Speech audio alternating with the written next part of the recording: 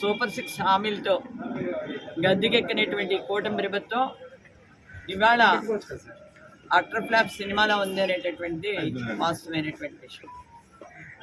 ఏ ఒక్క సామాజిక వర్గం కూడా ఈ ప్రభుత్వంలో సంతోషంగా లేదు అనేటువంటిది కూడా మన అందరికీ తెలుసున్నటువంటి విషయం. ఉద్యోగస్తులు కానీ, మహిళలు కానీ, లేదా విద్యార్థి సంఘాలు కానీ, రైతులు కానీ ఎవరిని తీసుకున్నా కూడా ఇబ్బందులతోటి చాలా రకాలుగా బాధలు పడుతూ అప్పులు పాలైపోయి ఈ కష్టాల ఊబిలో కూరుకుపోయారు అనేటటువంటి నిజమైనటువంటి విషయం అని చెప్పేసి తెలియజేస్తున్నాను. 40 సంవత్సరాల ఇండస్ట్రీ, నేను చాలా గొప్ప ముఖ్యమంత్రిని, నాలాంటి ముఖ్యమంత్రి రాష్ట్రంలో లేడు అని చెప్పేసి చంద్రబాబు గారు చెప్పుకుంటారు. నేను పరిశ్రమలు తీసుకొచ్చాను, చాలా గొప్పవాడిని నేను, జగన్మోహన్ రెడ్డి ఎందుకు పనిచేయడం అని చెప్పేసి లోకేష్ గారు చెప్పుకుంటారు. కూటమిలో ఉన్నటువంటి ఒక్కొక్క నాయకుడిది ఒక్కొక్క ధోరణి.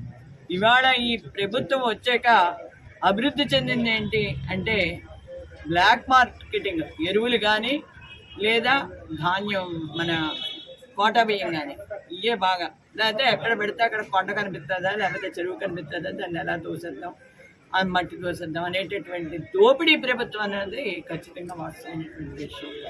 రైతులకి ఈ రోజు వరకు ఇన్పుట్ సబ్సిడీ ఇవ్వలేదు. రైతులు అలో రామ లక్ష్మణాన్ని రోడ్డు ఎక్కుతున్నారు అంటే రోడ్డు ఎక్కిన రైతుల్ని అరెస్ట్ చేసినటువంటి ఘనత కూడా ఈ దౌర్భాగ్య ప్రభుత్వాన్ని అని చెప్పేసి తెలియజేస్తున్నాం. రైతులు ఆత్మహత్యలు చేసుకుంటున్నారన్నా పట్టించుకునేటువంటి ప్రభుత్వం ఇది.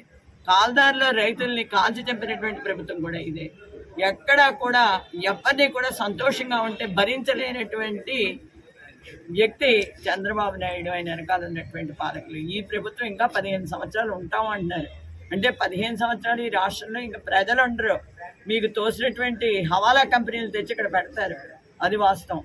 అందు గురించి ఈ ప్రభుత్వాన్ని ఎంత తొందరగా సాగనంపితే అంత ప్రజలు సుఖపడతారు అనేటటువంటి వాస్తవమైనటువంటి విషయం. ఇవాళ ఏదైనా ఒక సమస్య వస్తే వైఎస్ఆర్ కాంగ్రెస్ పార్టీ ప్రభుత్వంలో జరిగింది అని చెప్తున్నారు. నిజానికి వైఎస్ఆర్ కాంగ్రెస్ పార్టీ ఆ రోజున మా ముఖ్యమంత్రి జగన్మోహన్ రెడ్డి గారు, మా నాయకుడు, ఒకే ఒక్క విషయం, ఏదైనా సరే ఒక సంక్షేమ క్యాలెండర్ విడుదల చేసాడు. ఓ బటన్ నొక్కి కొన్ని లక్షల మందికి, వేల మందికి ప్రయోజనకరంగా ప్రతి సంక్షేమ పథకాన్ని కూడా ఆయన అమలు చేయడం జరిగింది. ఇవాళ రైతులకు నీళ్ళు ఉండవు, సరైనటువంటి టైంలో ఎరువులు ఉండవు, రైతులనేమో కౌలు రైతులనేమో ఆత్మహత్యలు చేసుకునేటటువంటి చెట్లు వేలాడటం, లేకపోతే గోదావరిలో దూకేటటువంటి పరిస్థితి తీసుకొస్తున్నారు. ఇటువంటి ప్రభుత్వాన్ని ఎక్కువ కాలం భరించడం కష్టం. ఖచ్చితంగా వైఎస్ఆర్ కాంగ్రెస్ పార్టీ అన్నదాతలందరికీ కూడా అండగా నిలబడుతుంది. ఏ విషయంలోనూ కూడా వెనకం చేసేటటువంటి పరిస్థితి లేదు. ఎప్పటికైనా నువ్వు చక్కదిద్దుకో. జగన్మోహన్ రెడ్డిని కామెంట్ చేయడం కాదు నీ పని. ప్రజలు నిన్ను నమ్మి ఓటేశారు, నీ మోసపు మాటలు నమ్మారు, నీ నక్క చిత్రం ఇంకా కట్టిపెట్టి చంద్రబాబు జనాలకు మేలు చేస్తే ముందుకు రా. అంతే తప్ప నానో యూరియా వాడుకోండి అని నీ మంత్రివర్గంలో మంత్రులు చెప్తూ ఉంటారు.